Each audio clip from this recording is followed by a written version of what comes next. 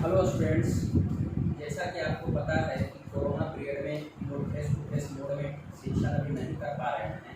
तो ऐसी स्थिति में अल्टरनेट व्यवस्था के तौर पर हम मेरा मोबाइल मेरी शिक्षा के माध्यम से आपके लर्निंग लॉस को पूरा करने के लिए एक प्रयास किया है। आज मैं आपको 10th क्लास में ज्योमेट्री के अंदर कुछ चर्चा करेंगे, क्योंकि मैं देख रहा था कि कल मैंने कुछ बच्चों का एक ग्रुप क्रिएट किया था माँ महेश्वरी क्लासेस के नाम से, और जिन बच्चों ने अपना नंबर दिया है मैंने प्रयास किया है कि उनका नंबर को ऐड किया जाए, और जो लोग छूट गए हैं तो आप व्हाट्सअप मैसेज करेंगे, आपके नंबर को इंक्लूड किया जाएगा।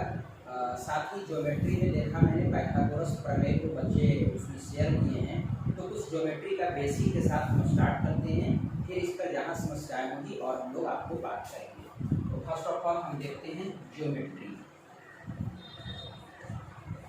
यह जो शब्द है ये दो शब्दों से बना है, एक तरफ जियो और दूसरा मेट्रॉन।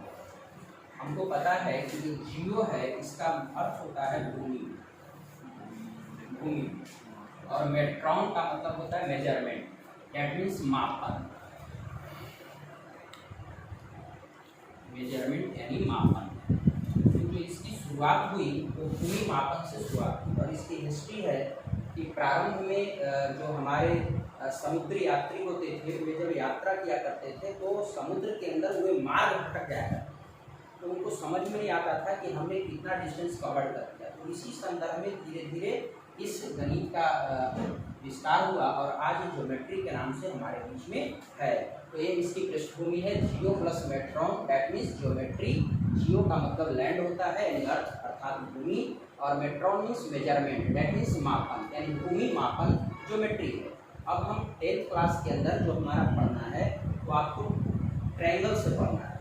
तो ट्रायंगल में हम लोग 9th में भी इसका बेसिक जाने हैं, और यहाँ पे ट्रायंगल जो स्टार्टिंग है, इस ट्रायंगल में सबसे पहले यदि बेसिक देखा जाए तो ट्रायंगल के अंदर हम बात करते हैं, ये हमारा ट्रायंगल है। ट्रायंगल के लिए 3 बिंदु लिया और ये 3 बिंदु को आपस में क्या किया, जोड़ दिया। तो इस प्रकार से एक आकृति बन गई, और यह आकृति को हमने नामकरण किया ABC। यहाँ पे जो 3 बिंदु है इसको हम क्या बोलते हैं कि ये 3 असंरेख बिंदु है।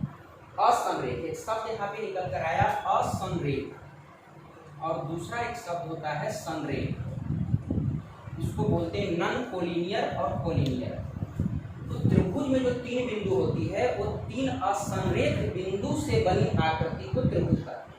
अभी तक हम लोग पढ़ते थे, इसके नीचे के वेश में पढ़ा था कि 3 भुजाओं से जुड़ी आकृति को त्रिभुज कहते हैं। यहाँ पे थोड़ा स्टैंडर्ड टेंथ है तो डिफाइन को थोड़ा सा हम लोग इसको अच्छा किए हैं कि 3 असंरेख बिंदु। तो 3 असंरेख का मतलब हुआ कि यदि 3 या 3 से अधिक बिंदु एक सरल रेखा पर स्थित नहीं हो, यानी 3 से अधिक बिंदु यदि एक ही सरल रेखा पर आ रही है तो वो संरेख कहलाती है। लेकिन 3 से अधिक बिंदु जब एक सरल रेखा पर स्थित नहीं हो तो उसको असंरेख कहते हैं। तो यहाँ ABC, तो ABC जो ट्रायंगल है इसमें 3 साइड हुआ, और इस साइड का नामकरण हम करेंगे AB, BC और AC से। तो AB जो साइड है इसमें 2 बिंदु हुआ A और B, इसी तरह BC जो है इसमें 2 बिंदु हुआ B और C, और इसी तरह से AC जो है इसमें 2 बिंदु हुआ A और C, यानी जो भी साइड है उसमें 2 ही बिंदु है, न कि 3। इसलिए त्रिभुज के अंदर कैसी बिंदु होती है, 3 असंरेख बिंदु होता है। तो ये त्रिभुज का डिफिनेशन हो गया। थोड़ा सा हम बेसिक, मेरी जो आदत है कि हम बेसिक को लेते हुए आगे बढ़ते हैं, तो ये मेरा ट्रायंगल का डिफिनेशन हुआ।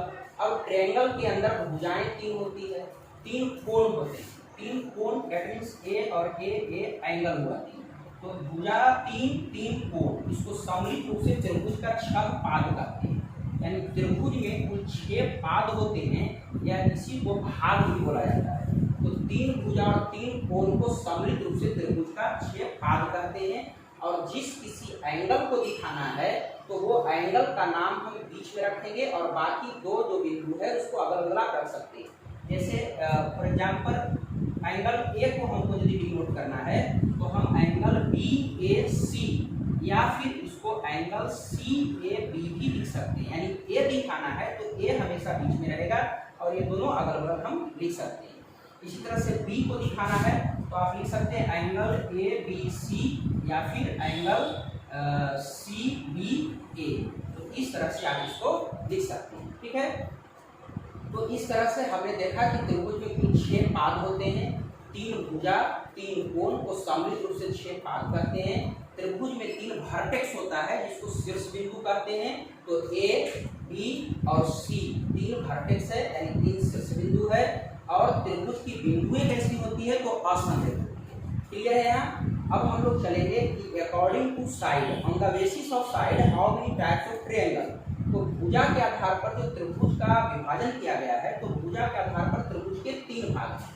इसको 3 भाग कौन कौन है तो एक को हम बोलते हैं समबाहु, समबाहु त्रिभुज। दूसरा हो गया समद्विबाहु, समद्विबाहु। और तीसरा हो गया विषमबाहु, ठीक है। तीसरा हो गया विषमबाहु। अब देखिए समबाहु है, समबाहु क्या होता है इसको बोलते हैं इक्विलैटरल ट्रायंगल, आइसोस्केल। तो समबाहु में सम जोड़ बाहु यानी जिस त्रिभुज की सभी भुजाएं, सभी में 3 है, त्रिभुज में 3 भुजा होता है तो सभी भुजाएं आपस में बराबर हो वो समबाहु है। अगला है समद्विबाहु, सम मीन्स 2, सम मीन्स बराबर, द्वि मीन्स 2 और बाहु मीन्स भुजा, यानी जिस त्रिभुज की कोई 2 भुजा आपस में बराबर है वो समद्विबाहु है। और विषमबाहु का मतलब हुआ बी मीन्स नहीं, सम मीन्स बराबर, यानी जिस त्रिभुज की कोई भुजा आपस में बराबर नहीं है उसे विषमबाहु त्रिभुज कहते हैं। तो ए on the basis of side त्रिभुज के 3 प्रकार हुए। इसी तरह से on the basis of angle त्रिभुज के 3 प्रकार हैं, acute angle triangle, right angle triangle और obtuse angle triangle. Acute angle triangle means न्यून कोण त्रिभुज, इसको न्यून कोण त्रिभुज बोलेंगे। और राइट एंगल ट्रायंगल हो गया आपको समकोण त्रिभुज। इसी तरह से ऑब्टूस एंगल हो गया अधिक कोण त्रिभुज, तो अधिक कोण त्रिभुज। अब देखिए न्यून कोण त्रिभुज यानी जिस त्रिभुज में कोणों की माप 0 से बड़ा और 90 से छोटा हो, more than 0 less than 90, that is acute angle triangle. जब हम समकोण त्रिभुज की बात करते हैं तो जिस त्रिभुज में किसी एक कोण का मान 90 डिग्री के बराबर हो, यहाँ बोलना होगा किसी एक कोण, क्योंकि हमको पता है कि त्रिभुज के तीनों कोणों का सम ही 180 होता है। तो कोई भी एक कोण 90 के बराबर है तो वो हो गया राइट एंगल ट्रायंगल। अब यहाँ अधिक कोण त्रिभुज यानी ऑब्टूस एंगल ट्रायंगल के अंदर क्या है कि कोई भी एक कोण का मान 90 से बड़ा और 180 से छोटा होगा तो वो ऑब्टूस एंगल ट्रायंगल होगा।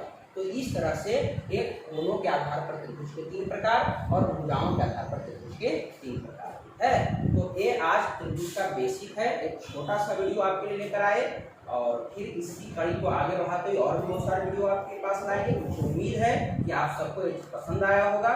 चलिए धन्यवाद।